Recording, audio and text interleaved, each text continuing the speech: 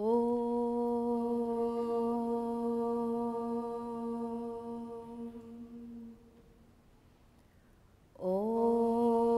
Sahana Vavatu Sahanau Bhunaktu Saha Viryam Karavavahai Tejasvinavadhitamastu Mavid Vishavahai. Om Shanti Shanti Shanti.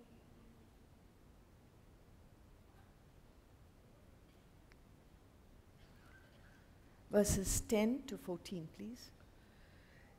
Nadveshtya kushalam karma kushalena anushajyate tyagi sattva samavishtaha medhavi chinna samshayaha nahi deha bhrita shakyam tyaktum karmanya sheshataha yastu karma phalatyagi satyagityavidhiyate anishtamishtam mishram cha trividham karmanah phalam bhavatyattyaginam pretya natu sannyasinam kvachit panchaitani mahabaho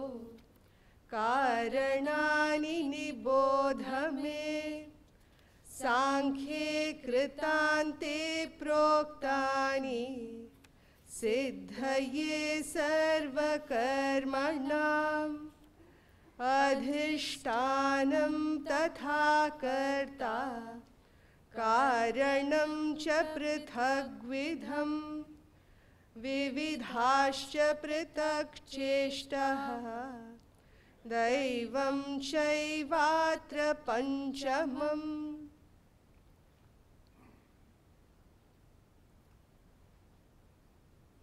What you see in the screen, we discussed yesterday, is a summary of the topics that we will be studying. And yesterday we talked about the difference between sannyasa, renunciation, and tyaga, relinquishment. To refresh your memory, relinquishment is of fruit or anxiety to get results. That is what you need to relinquish, not action. And renunciation is a state that one reaches when you are free from desire-ridden action. Now, how does that compare to what an average human would do? Everybody, as we said yesterday, is born with desires. In fact, when a baby is born, it is nothing but an expression of vasanas. Vasanas means unmanifest desires. So as the baby grows into a young person, you find that the desires start manifesting. You know, you want to do this. The child is inclined to do certain things, is disinclined to do other things. So this is something you notice as the child grows. From where do these qualities come from? It's an expression of one's own vasanas.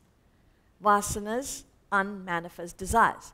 Now, from where do vasanas come from? Where does a person get these vasanas from? Where do you get your vasanas from? How come you have these qualities? It comes from your own past actions, feelings, and thoughts. So we all have feelings, we all have thoughts, and each one of us is acting from morning till night, every single day. Even right now, you're performing an action. What sort of an action are you performing? It could be A grade, B grade, C grade, right now.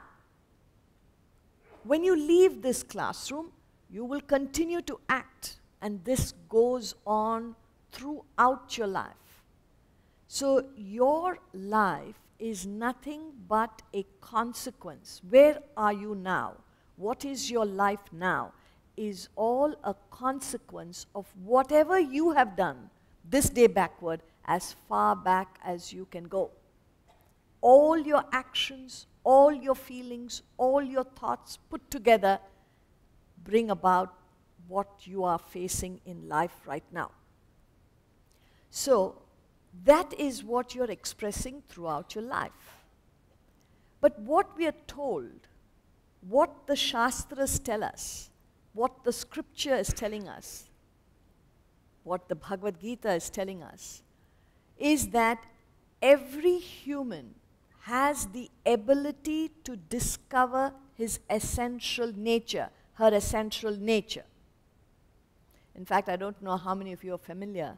The first word in the first chapter of the Bhagavad Gita starts with the word, does anybody know? Dharma. Dharma is the first word in the first verse, in the first chapter. That's how the Bhagavad Gita starts. Dharma kshatriya Kurukshetra. It starts that way. And the last word in the last verse, in the last chapter, ends with mama. So it seems as if the entire Gita, the philosophy of the Gita, is sandwiched between these two words, dharma, mama. And you can draw a significance from it, which we have discussed many times in this classroom. That's why I get answers from you. But for the benefit of those who are not familiar, this is very important, this term, dharma mama, because I did say that the scripture, the Bhagavad Gita, is trying to tell us something about our own lives, which is what we are examining right now. And that is, you are given this opportunity called life. That's every one of us. And we all have equal opportunity to use this life for what? You can do anything you want. But the most important obligation that each one of us has is to find out, who are you? Who am I? Why am I born a human being? We're not animals, we're not plants, they also have lives. So what is so special about being a human? And like we saw briefly yesterday, you could be a great achiever. You could find many things to do in life now. You could get name or fame or money, position, status, recognition, family, friends, whole lot of things you may have achieved by now, which is commendable. But, you know, we miss reading the fine print. The fine print in all these endeavors that we are so engaged in, so involved in, so carried away by the achievements of what we do in life. None of it comes with us. That's what we clean miss. Not whatever you have achieved in this lifetime, you leave it behind. And then, what do you have to take? Is there anything we take with us when we go? The only thing that will faithfully accompany you is one of two: your knowledge or your ignorance of the truth. We're not talking about the knowledge of business or medicine or any other worldly subject. We're talking about the knowledge of your own self. And that is why it is so important to find out, what is this truth? What is this reality? Who am I? Besides knowing anything about yourself, who are you in essence? And that is where these two terms come in, dharma, mama. So, dharma is a Sanskrit word. If you look up the dictionary, it runs into several pages. The explanation, it's applicable in so many ways, dharma. But for our purposes, we're defining it because it's in reference to context. Dharma is that which makes a thing what it is, without which a thing is not what it is.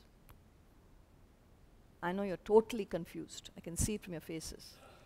But don't worry, it's not that difficult. If you understand what is being said, it's so simple. I did say, I'm repeating, dharma is that which makes a thing what it is, without which a thing is not what it is. Example, what would you say makes sugar what it is, without intellect? So when you say, what is the mind? The mind is nothing but the sum total of all your feelings, all your impulses, your wishes, your wants, your desires, your demands, your likes, your dislikes. All that put together is anybody's mind. And in the case of a human, superior to the mind, subtler than the mind, more powerful than the mind, is a unique ability, and that is the capacity to think, to reason, to understand, to know, to judge. And that is termed as buddhi, intellect. Now, oftentimes people mistake the intellect for just intelligence. You know, you go into schools and universities, you pick up degrees, or you become successful because of intelligence.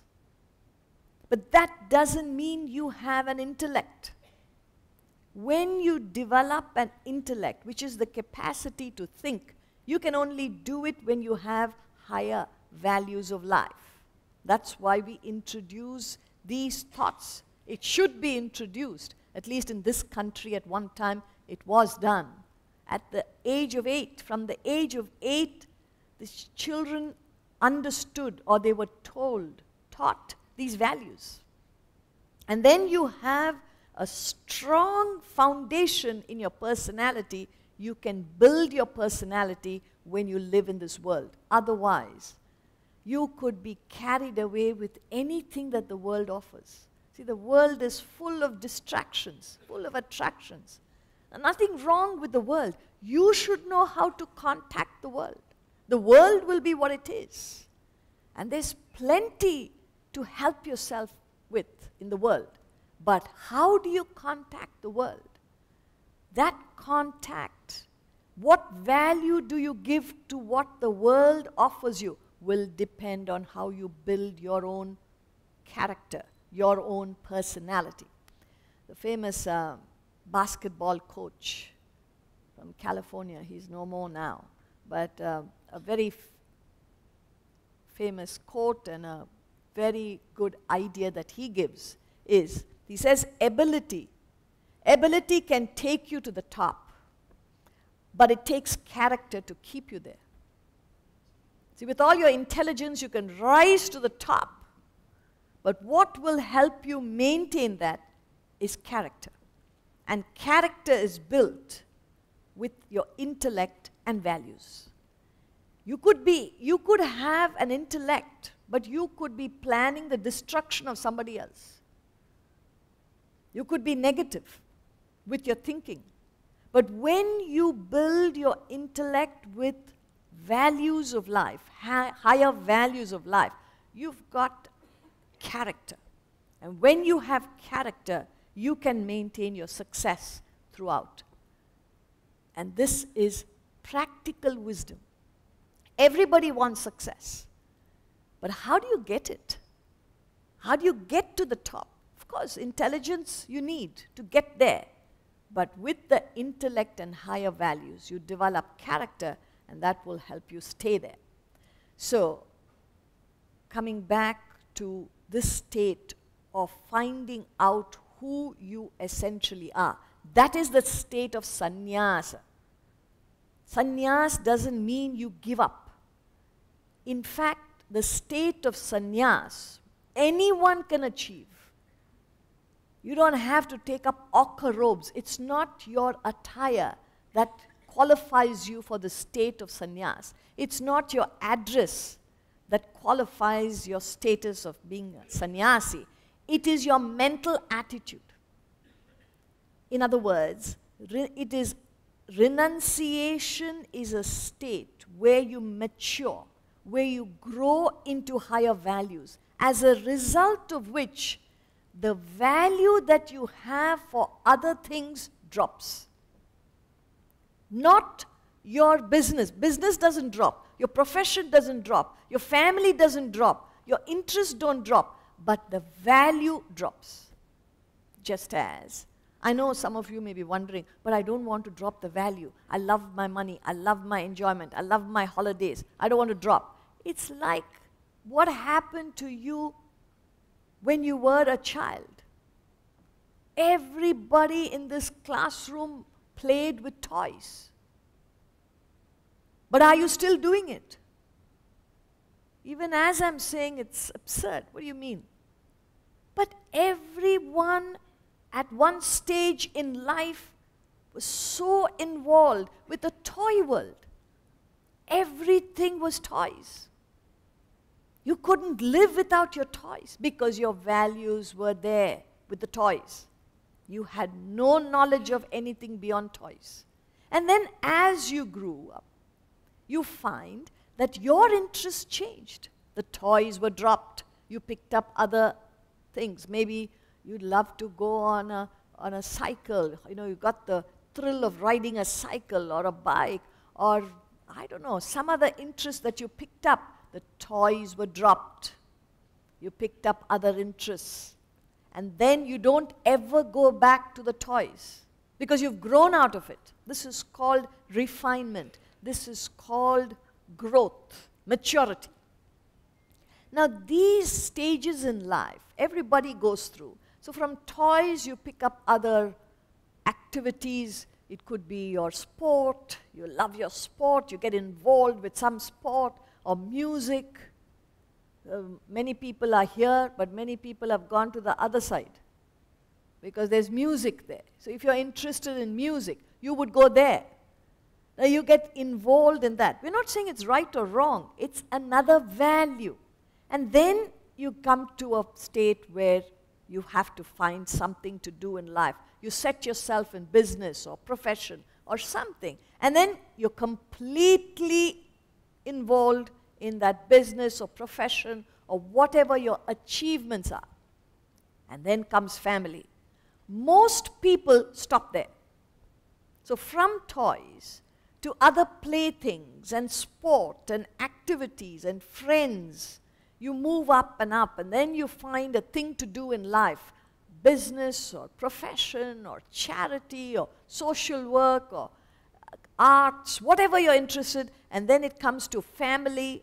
You set up a family, now you have to take care of that family. Whether it's children and it even goes to grandchildren, that will be your interest.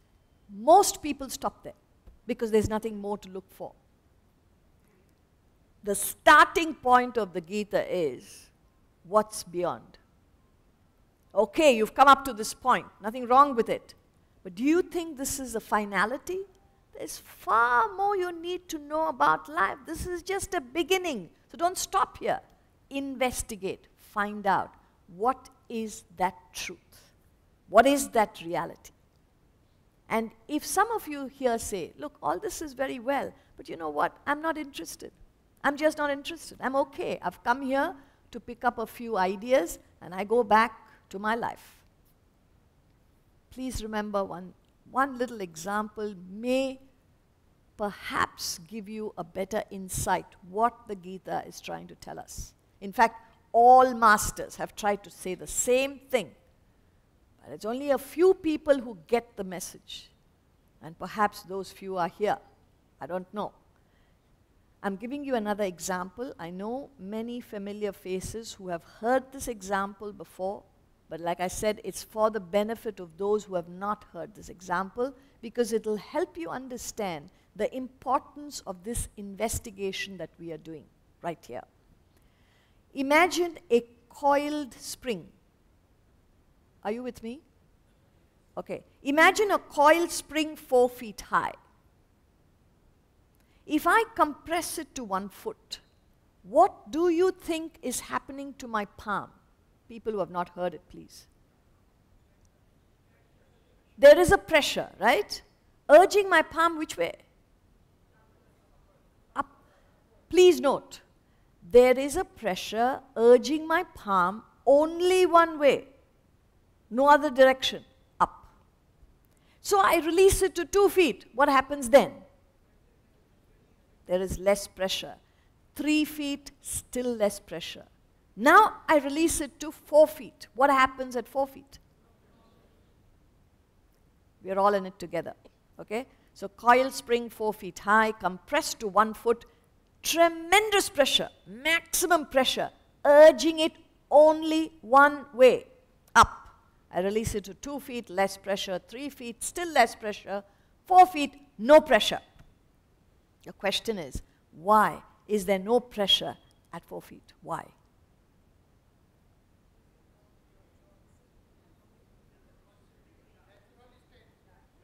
It has reached its original state. It's a simple example, very simple, but if you keep it in your mind, it will speak to you, this example. When it is at 4 feet, there is absolutely no pressure because, for one reason, it has reached its natural state, period. And as long as it's not in its natural state, there will be pressure. It's a question of more or less. This is the point you have to note. Now, friends, please apply this to yourself. Everyone has pressures. Who is there free of pressures? Some sort of stress or strain or worry or anxiety or concerns. You may give it different names. Whatever you say, there is something working on your mind all the time. And of course, you've got your fingers ready to point at somebody or something that is bothering you. And you believe by setting that right, everything will be okay. And you do feel a relief when it's set right. But what you don't understand is, immediately something else happens that bothers you. How long are you okay? For a period of time, and then it comes back. This restlessness will never leave you as long as you're not in your original state. That's what we're trying to say. So, you keep this in mind, and what we're trying to do here is to find that truth, that reality, which is your real personality. Dharma mama. That's how we started this evening. So, you know about your physical body, which is your outer personality. You know a little bit about your inner personality. In fact, what we are going to be discussing, hopefully by the end of the 4th session, we will have it put up on the screen, a chart by which you can trace your own inner personality. You know yourself better. It's a good chance. That's the study now. In fact, tomorrow and the day after, we'll be doing it in far more detail. So, that inner personality is constituted of your mind and intellect. But beyond the outer and inner personality, within you lies your real personality. What is that real personality? That is your original state. So, the study is going to help you get to your original state. You don't have to give up anything. You carry on in your life doing your swadharma activity. Like Krishna was telling Arjuna, you've got to do your bounden duty. But all that you have to change is your attitude. And why should you change your attitude? Because you can function at an optimum level. Take away the retarding forces. The retarding forces of attachment. You get bound to what you're doing. You get involved in what you're doing as if it were an end in itself. Whatever you be doing, whether it's domestic or social or official, whatever activities you're doing, these are all means to an end. That's not an end in itself. That's how you've got to view all the roles that you are performing in life. And if you have the right attitude in what you do, you will never get attached, nor will you be anxious for results. So you've got your whole personality functioning, you will be successful. And at the same time, because you are investing your time to find your own self, you will be peaceful. The more you move towards your original state, the more peaceful you will be, irrespective of what is going on around you. So there are a few thinkers who have given the same ideas I'm going to share with you before we get on to what we have to discuss today. Ramona Anderson, American, says, people spend a lifetime searching for happiness, looking for peace. They chase idle dreams, addictions, religions, even other people, hoping to fill the emptiness that plagues them. The irony is, the only place they needed to search was within. So you keep searching for things around you, you're never going to find it. The only place that you can find real happiness or peace is within you. When you find your original state, that's when you will be peaceful. An Englishman, Samuel Johnson, now he puts it in a slightly different manner, but a similar thought. The fountain of content must spring up in the mind. And he who had so little knowledge of human nature as to seek happiness by changing anything but his own disposition will waste his life in fruitless efforts and multiply the grief he proposes to remove. So if you change anything around you, you could still do it, not with the hope of finding peace. Because unless you are prepared to change yourself, you will never find that peace or happiness.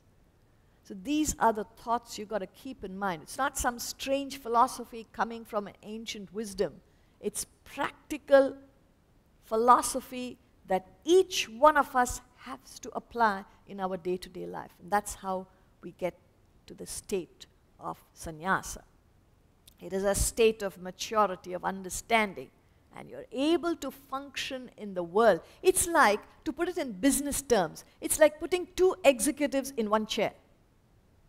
And what are you doing now? Now you're not even putting one executive in one chair. You're putting 40% of your personality there.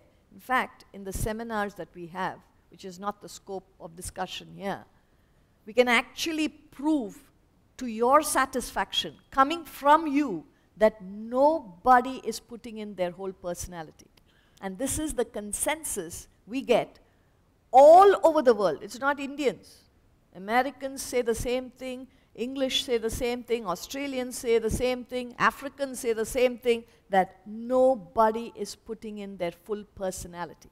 Because your mind is always agitated about something. So we are saying, hey, look, take out those retarding forces.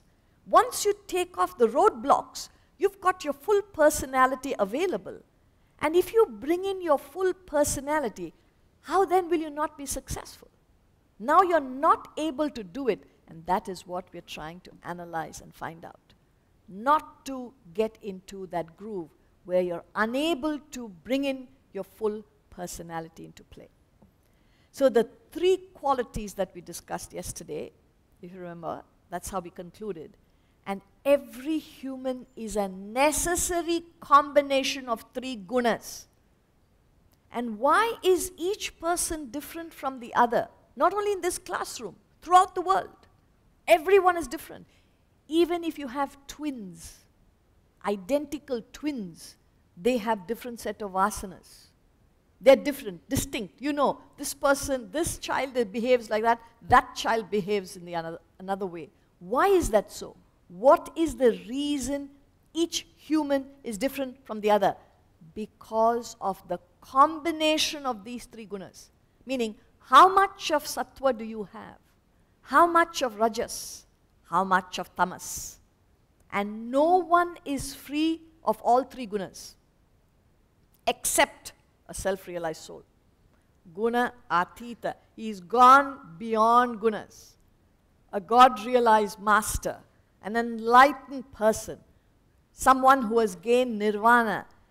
Such individuals, masters, prophets, souls have gone beyond the gunas. Until that point, everyone is subject to, is made up of all three gunas. Now, your life will depend on the qualities that you possess. Sattva is that quality when your mind is calm, composed, serene, equanimous, contemplative, reflective, mature. You stand tall in the face of any challenge. That's the character that you will have when you have sattva, predominantly sattvic. That's why it comes later in this chapter. See, the caste system is highly criticized. I'm not saying it is right. People believe the caste system is a birthright. What the ancient thinkers did, they only divided society intelligently according to gunas. And they tried to preserve the gunas. You know, when you talk about thoroughbred, even dogs, you talk about it should be thoroughbred. Why? Because the qualities are maintained. You don't think so? People go for thoroughbred dogs, you know. Animals, you don't crossbreed them because they maintain the qualities. They preserve those qualities. There is a reasoning for that. I'm not saying we should do it for human beings. I'm only saying that there is a reason why they preserve these qualities. They did not intermingle because the chances of keeping those qualities was high. Risk was low. That's about all. But that doesn't mean you take it beyond its scope, which is why that whole system has failed, the caste system. So what they did is, those who are predominantly sattvic, they call them the brahmana class. They're thinkers. They were the planners. They were the visionaries because they had this inclination to think. That was their main interest. Then when sattva fell and rajas picked up, they were called the kshatriyas, where not only could they think, but now they wanted to act and protect the people. They had ideas where they wanted to implement it. They were not so much into research and understanding. So you have the scientists who are confined to research laboratories. Then you have those who say, hey, this should go out to the people. Why not we do it? So the other set of people will bring it out and help people. So there is a vision, but there's more action. Those were the kshatriyas. Then there was another class of people who were more inclined to activity. We've got to use this talent for something. We've got to get the best out of this. They were thinking more about business, making money all the time. The vaishyas. Where sattva kept dropping and rajas picked up. Rajas is desire-ridden. You want to achieve things. You want to prove things. That is a typical quality of the vaishyas. And then when sattva were in traces, rajas also, they're not inclined to act, but tamas was predominant, they were called the shudras. Shudras meaning people who were not inclined to think, who were not inclined to act.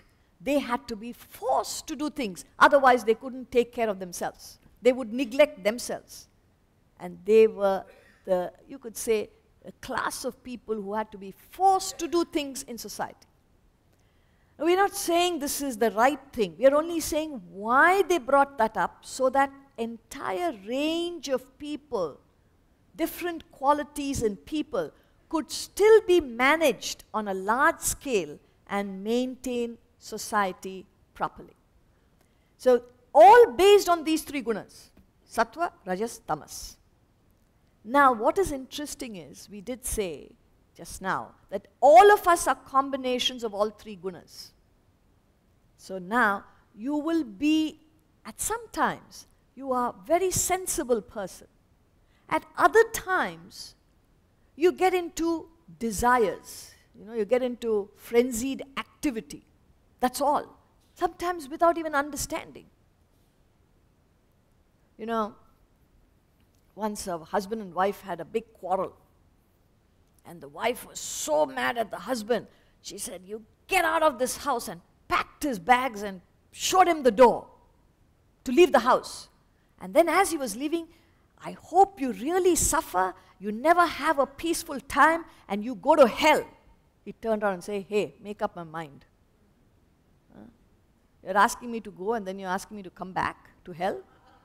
Make up your mind. Now what, you may not have meant it, but what makes you say such things? What makes you get angry? What makes you do certain things? It's not sattva. It's either rajas or tamas. So in your own case, you could be doing things at times which you say, I don't know why I did that, but I did it. I'm not proud of it, but I did it. What makes you do it is the lower qualities. What makes you think about it as incorrect is the higher quality. So what we're trying to do here is locate these qualities. And then what do? You have a choice. You're a human being. You have a choice to convert the lower into the higher, and that's the way to go and become a complete human, a full human.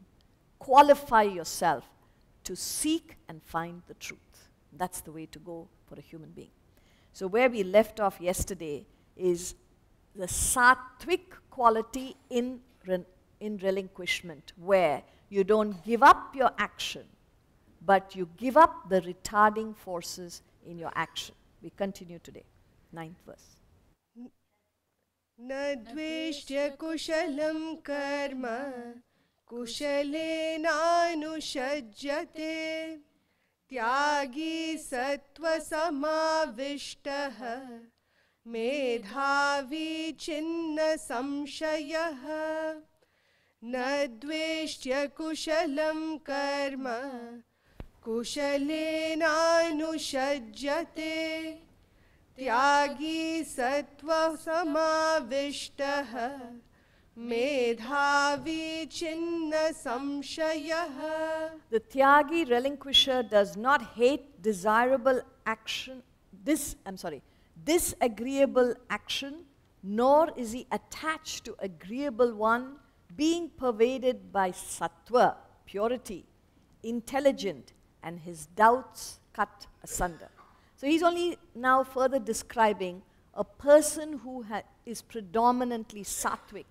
What will Tyaga in such a person be? He says, such a Tyagi, he does not hate. Now, first of all, he acts in this world with pleasure and enthusiasm, ready to face any challenge. He doesn't run away when he has to face a challenge. He stands tall and faces it. That he does is objective. He fulfills his obligations, and he's never a victim. He's never a victim of any circumstance, even the most difficult. He says, it's just another challenge. That is his attitude. Like a sportsman takes to sport. So the greater the opponent, greater the strength of the opponent, greater the interest in the game. Because he knows, I've got to defeat this guy. He's really got stuff. And to show your own talent. That's the attitude of a sportsman. That's a similar attitude a Tyagi has. And he's not attached, not involved. We've already seen that. When agreeable things come, he doesn't hold on to it because he knows sometimes things work out the way you want it. Sometimes it doesn't. So what? Take it as it comes. And he does not hate or avoid unpleasant obligations. Such a person has high qualities. And what are they? He says he's full of purity, meaning he has no selfish, self-centered feelings. He's always working in the interest of a larger circle. It could be the organization, it could be the family, it could be the country. Whatever you're working for, you care more for that than yourself. That is your ideal in life. And then he says, Medhavi. He's not stupid. He's very alert. He's very smart. He's very intelligent. He knows how to connect two and two. He knows how to connect all the dots and get a clear picture of who he's dealing with and how to deal with it. And then he says, he has no doubts, has extreme clarity. So these are the qualities one will develop if you have sattvic relinquishment. And he continues. नहि देहभृता शक्यं त्यक्तुं कर्माण्यशेषतः यस्तु कर्मफलत्यागी सत्यागीत्यभिधीयते न हि देहभृता शक्यं त्यक्तुं कर्माण्यशेषतः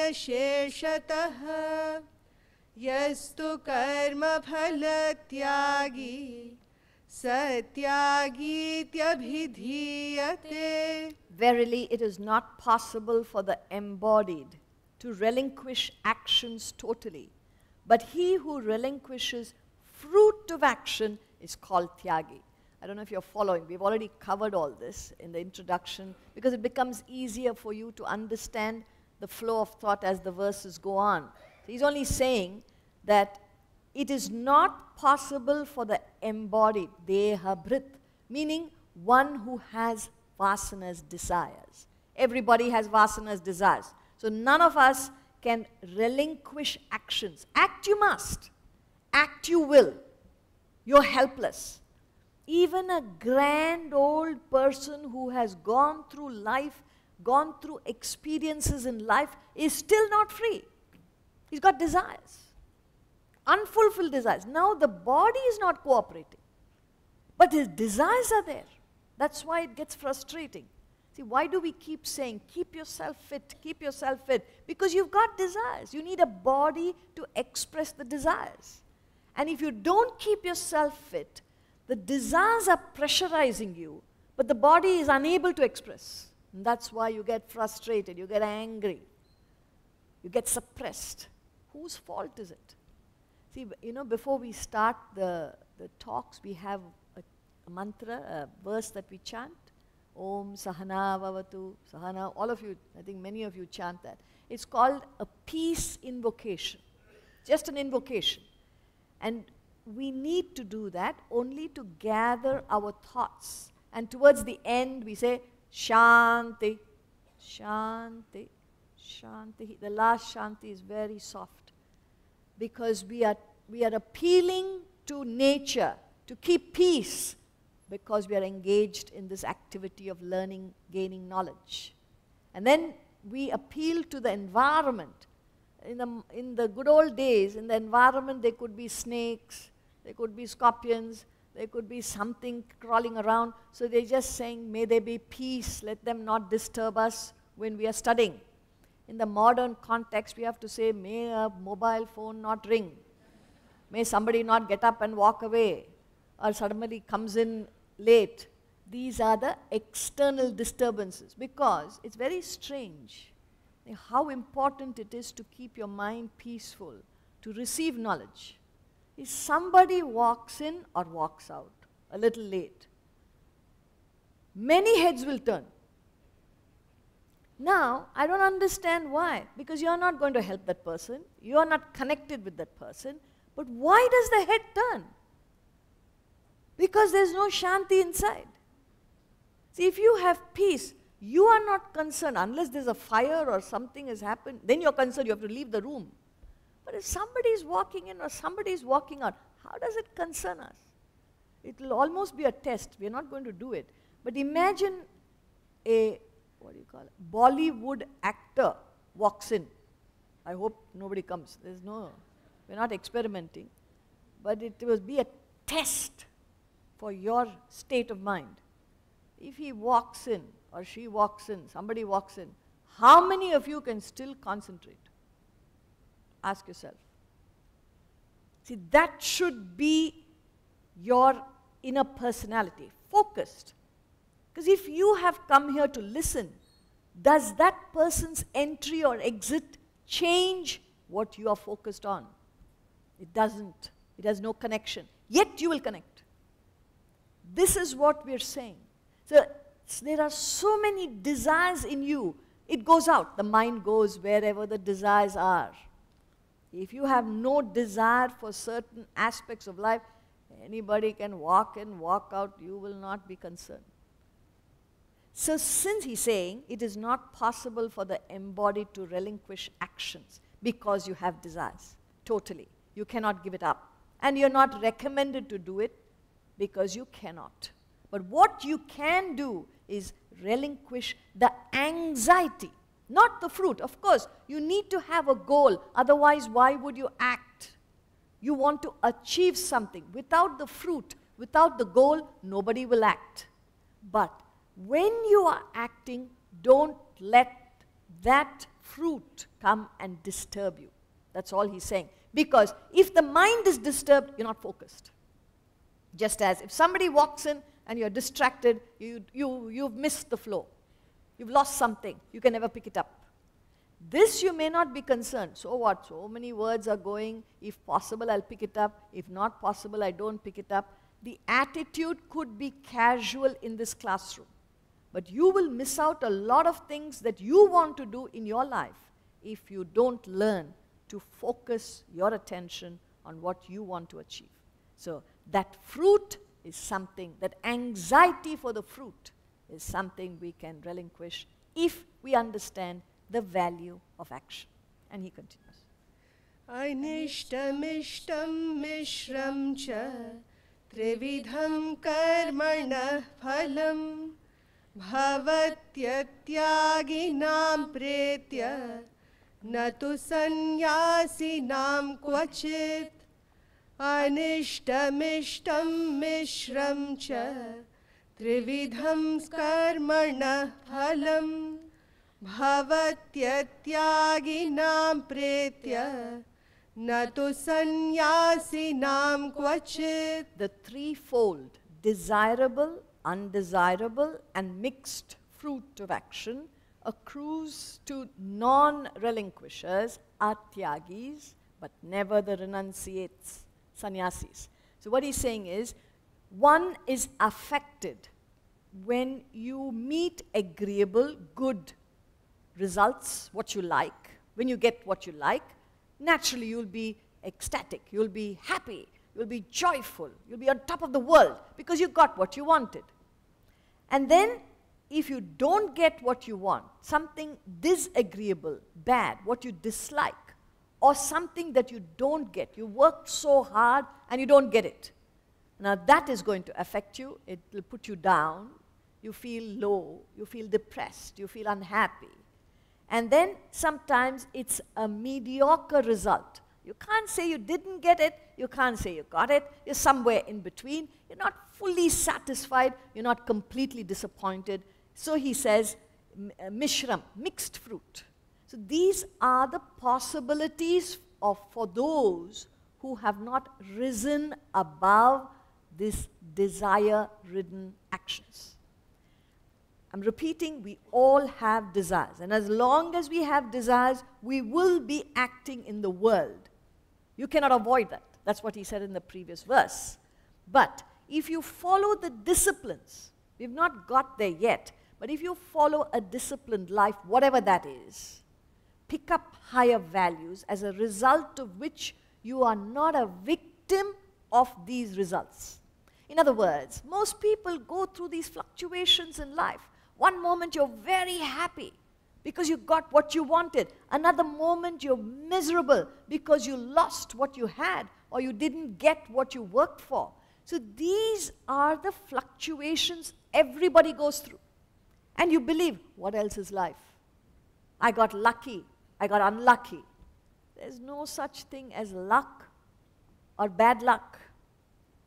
It's a result of whatever you have done in life. Whatever you are experiencing in life, in fact, each one has to take responsibility of his own life, her own life. You have made yourself what you are, not the circumstance, not the people around you. You're happy? Well, you made yourself so. You're unhappy? You made yourself so, nobody else. And you will never understand that unless you realize that your life, your personality right now is a result of all that you have done this day backward. So you can't change your destiny today. Destiny is what you are facing now from your past actions. But there is a law of karma. Karma means what you do from this day on. you will get the results in the future. So even if you've had a raw deal, if you've gone through something terrible, and that's what you're facing right now, it is an effect. Of what cause? Your own past, whatever that is. Now you have no control over the past. It's fait accompli, it's finished. But you are a producer of the future. So you can, with your own actions, today onwards, you can change your future. That is the life of a human being. Now no other creature can do it except a human.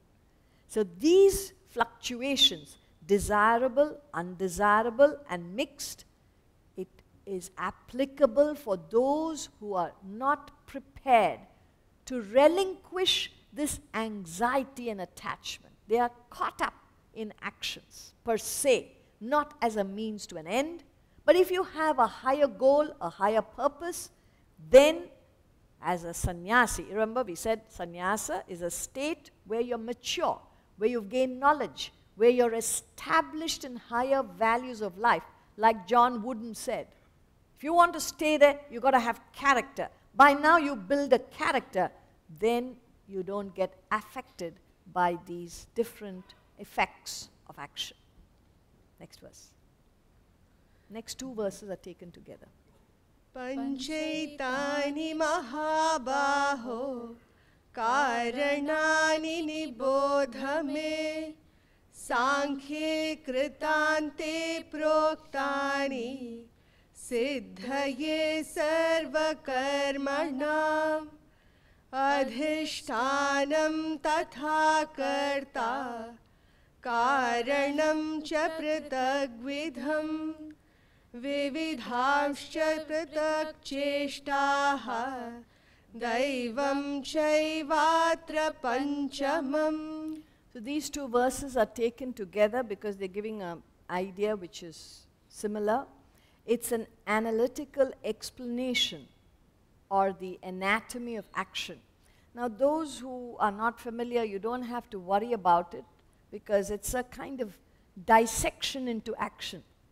You don't have to be concerned about it, just know that there's so much that you need to know about a simple thing called action. We just keep acting.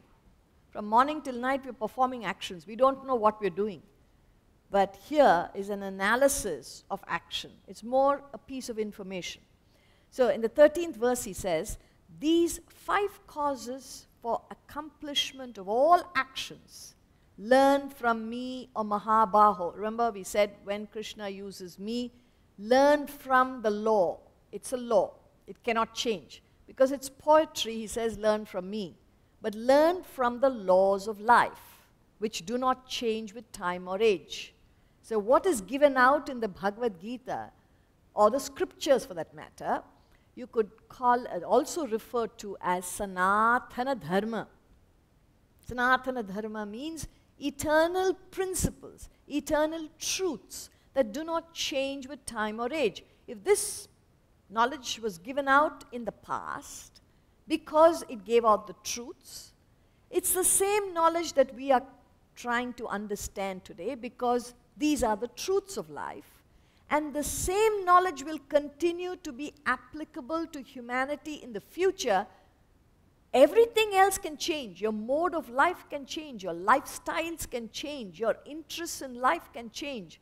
The world itself could change, but the principles of life and living will never change.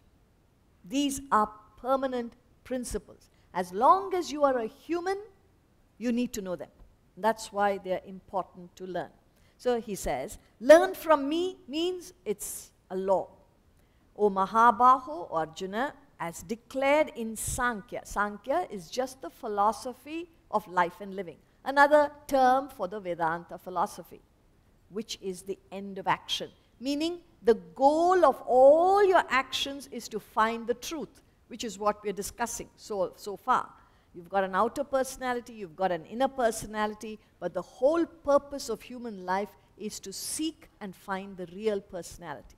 So that is the end of all your actions. And then he says in the 14th verse, he goes a little technical. Like I said, don't worry, but just keep it in one part of your mind. that there is so much that the Gita is teaching us about action. He says, the seat, body, doer, distinct types of instruments, distinct and various functions, and also Lord, capital L, Lord, the fifth here. So 5 constituents to accomplish action. The first 4 are matter. Matter, you understand? The physical body, this is matter. Science will tell you that. Also, your whole personality, whether it's your physical body, your mind or intellect, these are all matter vestures. When we say matter, it's very simple. Matter is changeable. Matter is perishable. That is matter. But the fifth Lord, the fifth there, is that which gives life to matter.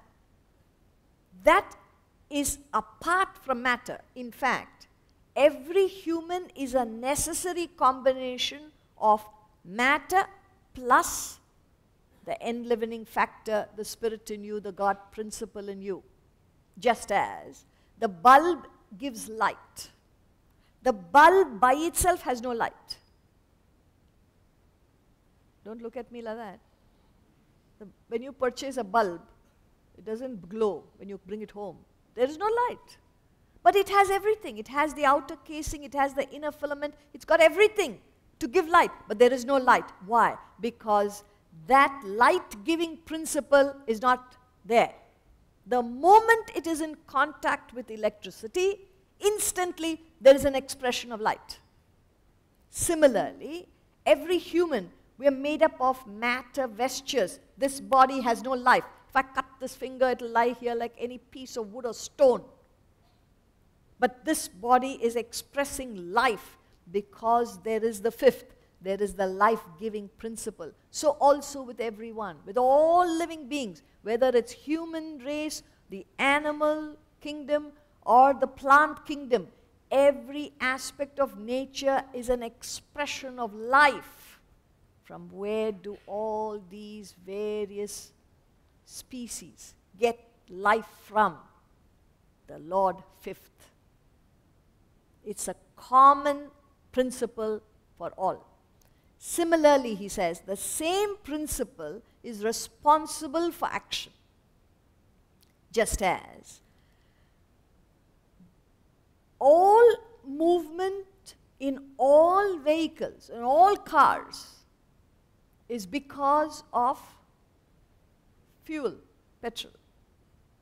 I'm not referring to Tesla, whenever that comes. But apart from that, all vehicles, for now we can still use this example for some more generations. There may be a generation where there's no fuel. But up until then, we still need petrol, fuel, for all vehicles. Now, petrol is not responsible for an accident or safe driving to home.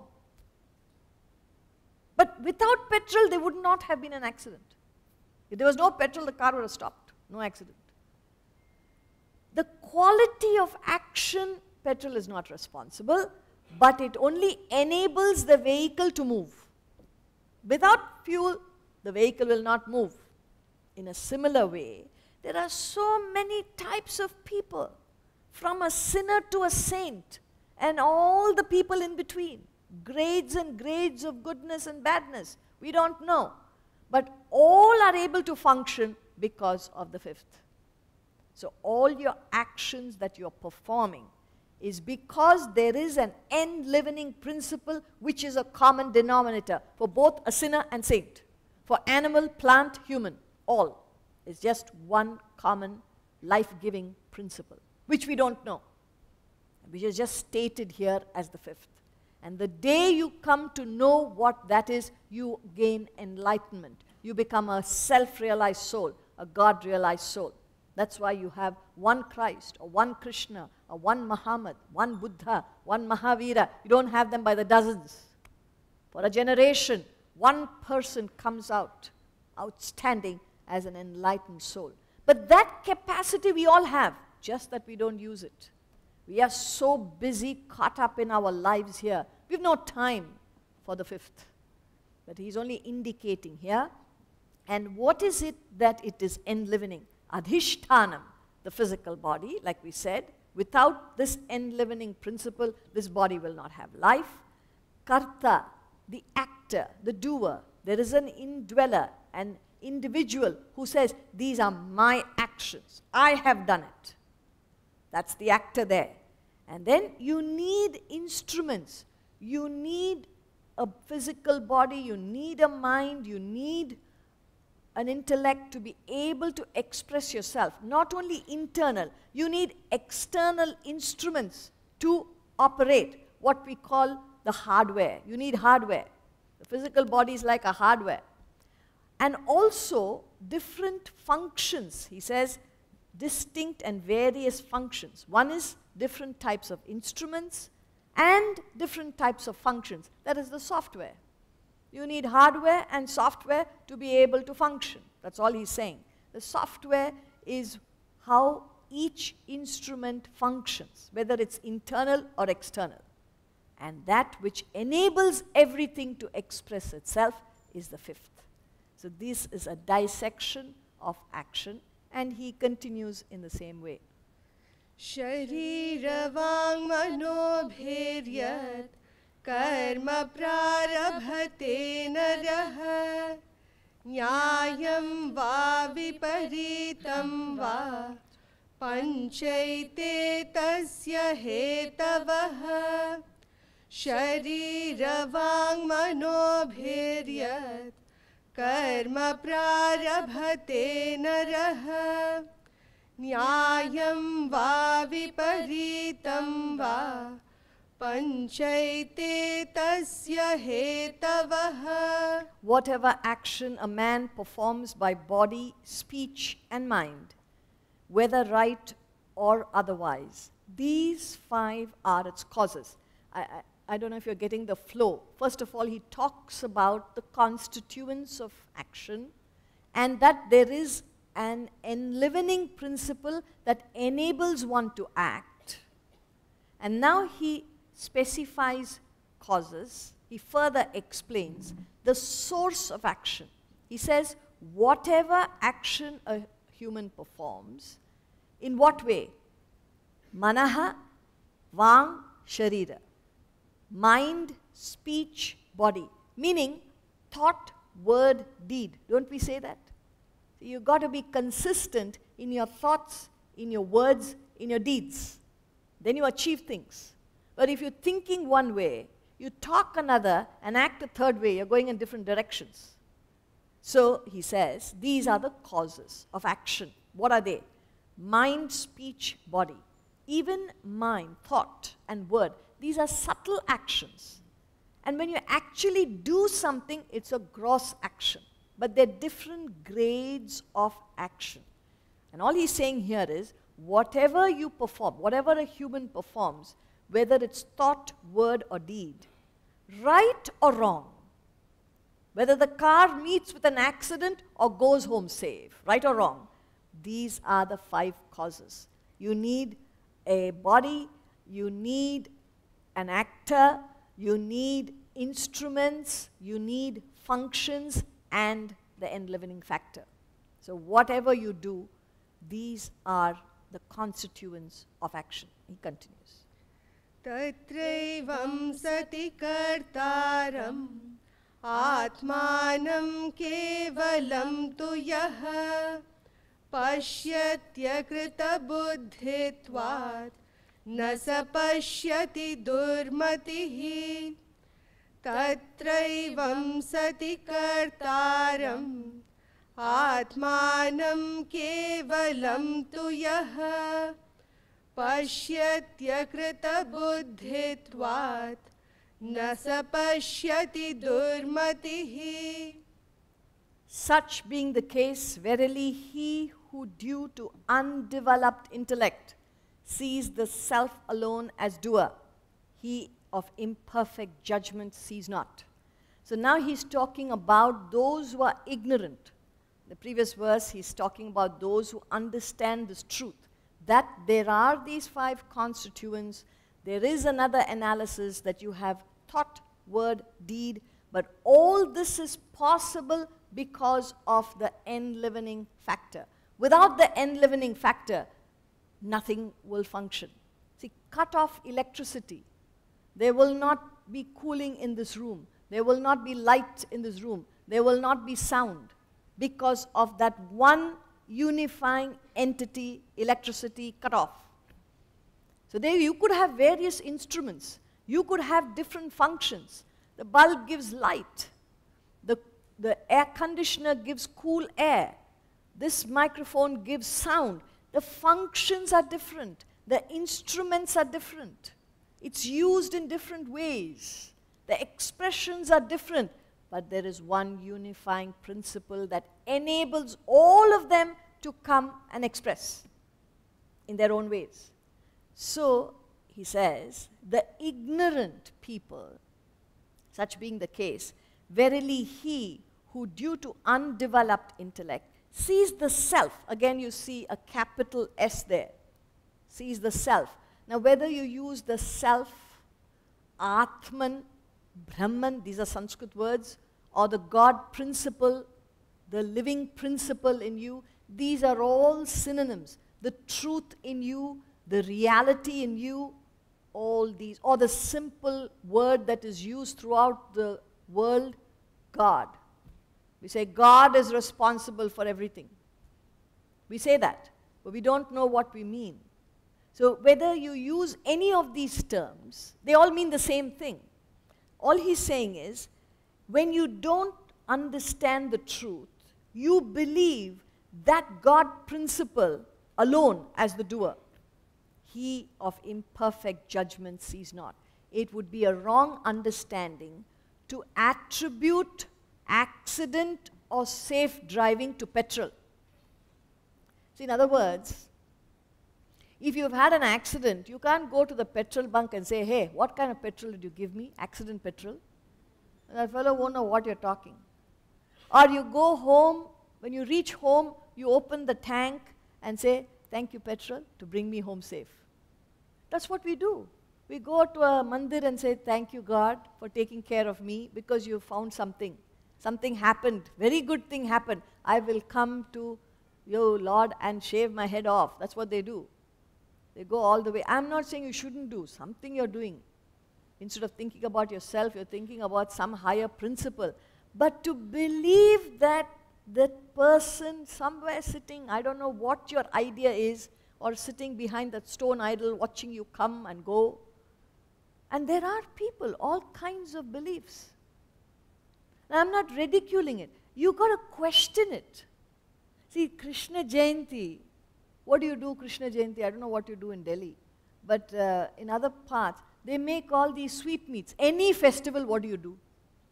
2 things. Eat and buy clothes. Socialize. Because that's the only time. You come home, I come home, you come home, I come home, and after the festival is over, you know, I'm going on a diet because too many sweets I ate. This is the festival mood. That is not the meaning of a festival. Incidentally, Swamiji has also written a book. It's called The Symbolism of Hindu Gods and Rituals. Now, it's meant for non-Hindus also. Because it's like, why do people do certain things? Why does a lady wear a tilak? Now, that depends on the color of the sari that we wear. Match. You have to match it. We don't know why we do it. Even men, they wear a tilak. For what? It has a significance. I'm not going to the details, but it has a sense, a meaning. If you understand the meaning, you will know why you're putting the tilak. So similarly, why do we break a coconut in a temple? Why coconut? The youngster will come and ask, why don't we take, I don't know, melon or something else? Why coconut? Nahi beta, but coconut is coconut, no? But why? You won't have an answer. So in that book it's explained, why do we light camphor in a mandir? And then there's a ritual. See, you can't do it. You take the coconut, take the flowers, take the camphor, and then give it to the pujari, who you pay.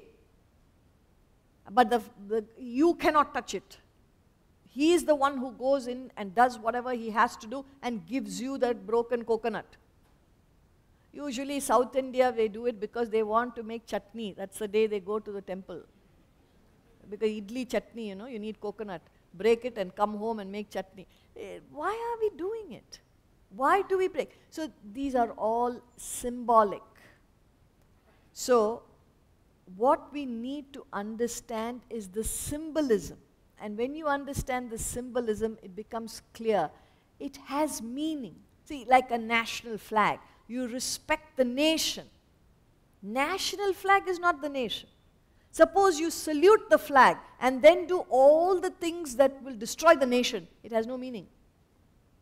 The lady is so particular about the Mangal Sutra. Why? It's a sign of marriage. She will respect the Mangal Sutra. But then what does she do? Whole day long she's fighting with the husband. It doesn't go together. So you go to God and thank God. Thank you, God. God doesn't know what you're thanking Him for. Oh God, don't forget me. I shall break 100 coconuts. Every week I will come and break 100 coconuts. Please give me this. That's your prayer. As if whoever that be needs your prompting. And that too 100 coconuts. Whose coconuts? God's coconuts. From where did you get the coconuts? I bought it with my money. It's like, this whole process is, I come to your home one day, it is your birthday, and I come and say, you know what, can I borrow 1,000 rupees from you? Yeah, yes, sure. Suddenly I come and ask you and you don't want to say no, so you give me the 1,000 rupees. And can I also have an envelope, please? So you give the envelope. Then I put the 1,000 rupees into the envelope and say, happy birthday. That's exactly what we do when we go to a mandir and thank God. It is His, whatever is going on. It's when we say His, the principles, the laws function meticulously. You need not thank, you need not remind. Then what do you need to do? Just do what you ought to do. Without prefix, without suffix. Whatever your duties and obligations are, with a clear mind, with a sharp intellect, with good values, if you do what you ought to do, you don't have to worry about anything. But we keep on worrying, like the fellow who will sit on the pavement and ask the parrot. It's not only that. At the world level it's going on. What is that? Football, is it? The last World Cup. You know who they were consulting, which team will win? Octopus. That is old news. The last one was a pussycat. A cat. You don't believe me, put it. Here you are. Actually, has some big shoes. Or tentacles, that's the octopus. To fill. The predecessor, Paul the octopus, became an international celebrity when at the 2010 World Cup, he correctly forecast the outcome of Germany's games and picked eventual winners, Spain. So the last match was, World Cup was 2018, was this wonderful cat. I don't know what the predictions were. You depend on these predictions for understanding your future. It's happening at the world level. That is why Swamiji had to write the book, Fall of the Human Intellect. This is nothing but a fall. Again, we're not criticizing. Are you suggesting that that brain is better than a human brain? Is that what we're saying? What are we saying here? Nobody thinks. And why do you accept? Because everybody is saying so, you must accept. Must be right. Numbers don't make a thing right. And if you are standing on truth alone, you're not wrong. But you're scared because you want support, you want numbers. See, a lion is alone, an eagle flies alone. It's a sheep who need to be in numbers. The weaker people need to be together. They want numbers. But if you are standing on truth, you stand alone, you won't feel lonely. But the trouble is to find the truth and be established in the truth. That's what we are talking about. So, such being the case, the ignorant, verily due to undeveloped intellect, sees the self as the doer. God principle is not doing anything. It only enables everyone to function. In other words, the same God principle or living principle, truth, reality, whatever you want to use, is in a sinner, enabling the sinner to perpetrate atrocities. The same living principles is in a saint, helping that person to give out, to perform selfless actions. The principle is the same, the actions are different. So if you attribute it to the self, to the truth, the truth, the God principle is the doer, he is of imperfect judgment. He doesn't see the truth. Continues.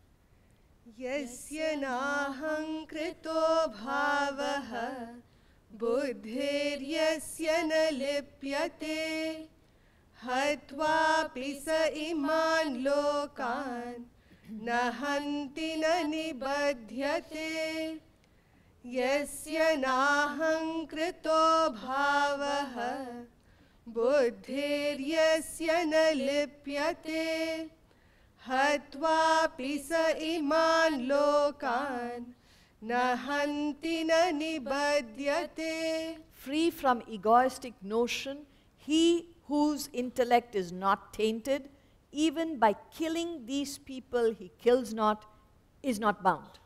Now, this is again with reference to context. Krishna is talking to Arjuna, who is a soldier. A soldier's duty is to fight the battle and perhaps kill. So this is what happens in a soldier's life. But he says, even though he is killing, he is not tainted by that action. Because he doesn't intend to kill. His intention is to fulfill his duties as a soldier, which happens to be killing. It doesn't make him a killer. He is different from a murderer. A fellow who intends to kill and hurt somebody is different from a soldier. But the action is the same. Killing is happening, but the intention changes the quality of action. See, if you are doubting what we're saying, he says, free from egoistic notion. See, when you are thinking of personal benefit, then that action becomes tainted and you are bound. You are bound to face the consequence of that action, per se, because you have attached yourself. There's an egoistic notion. I am the doer. This is for me. That will taint the action. That will bind you to that action. But if you are working for an ideal, not for personal egoistic reasons, you're working for an ideal and you perform that action for a higher cause, you remain free. You're not bound. That is why no action can be judged per se. You can't say, these actions are good, these actions are bad. I'll give you an example. A man puts a knife into another man's body. As a result, the other man dies. Is this a good action or a bad action?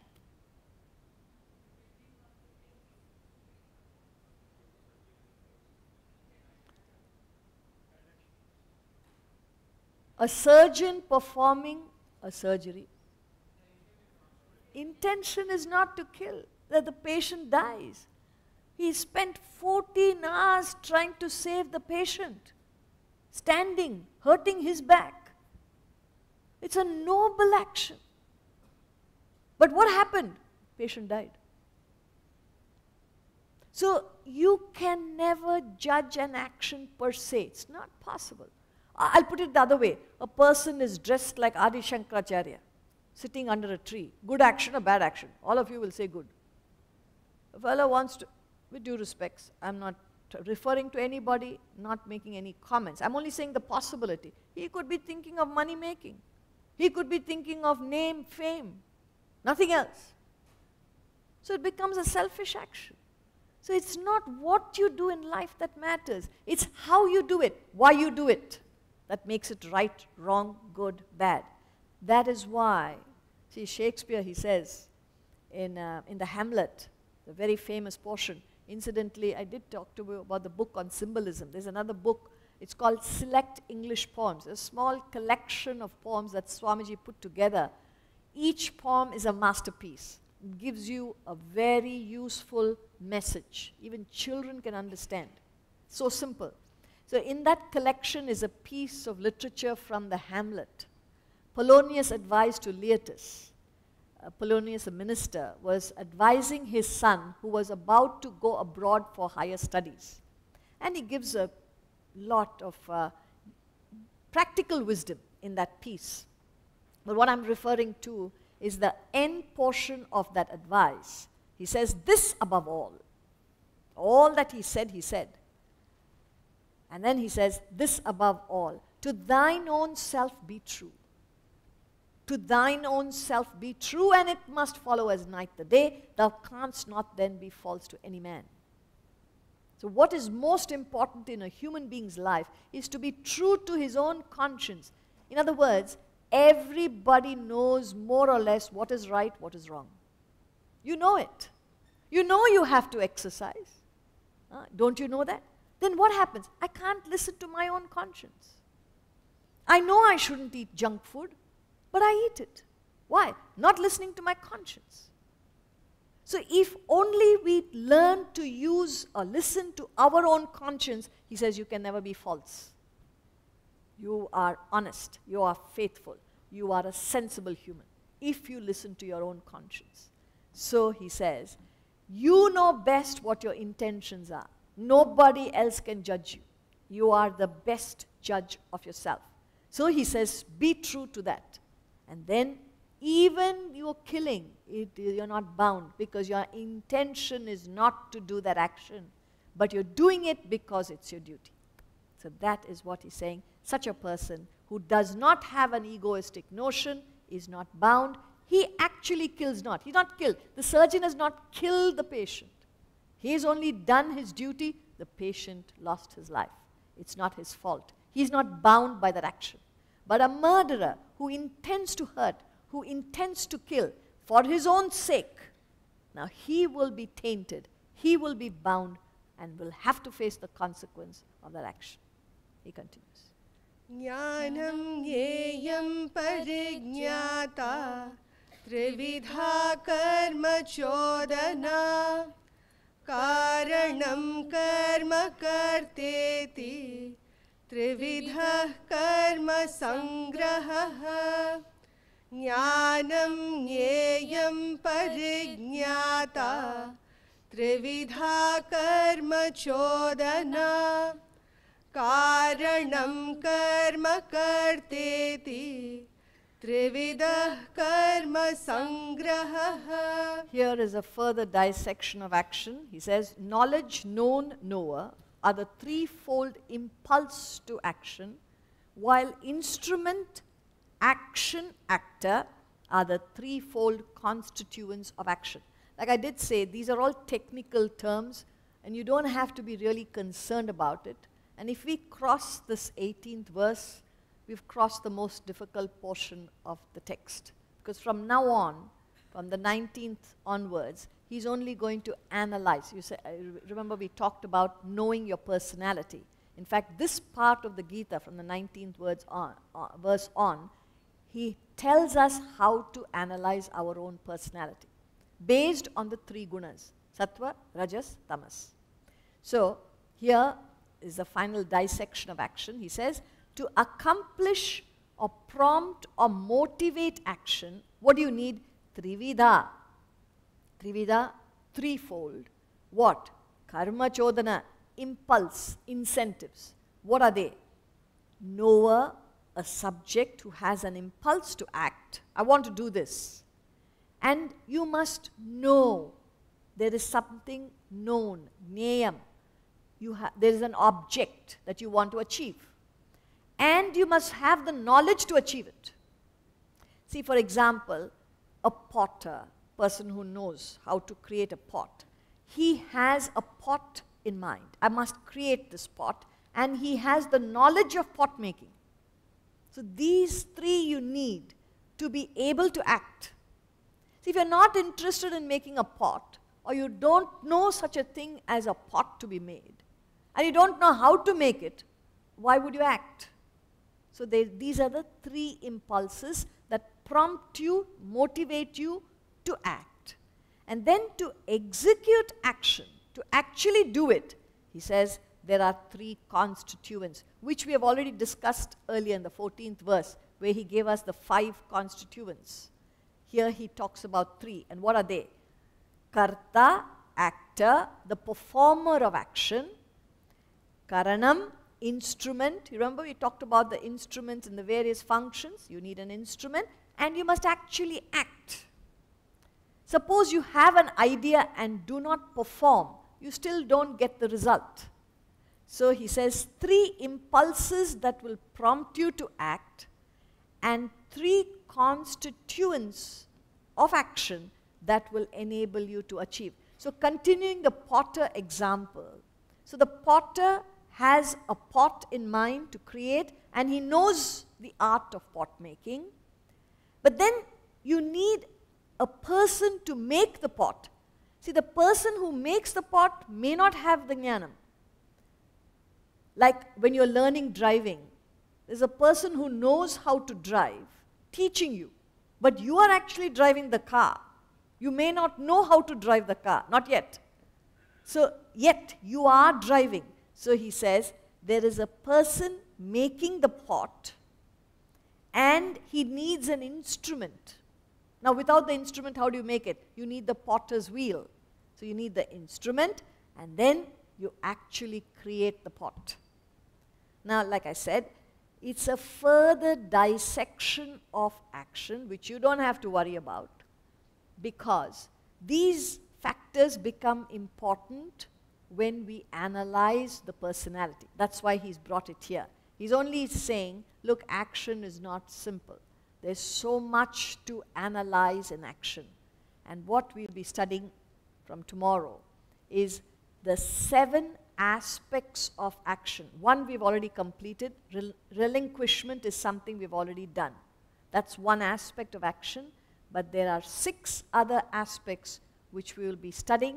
And based on these 6 aspects of action, which is very interesting to know how you fare as a personality based on this analysis.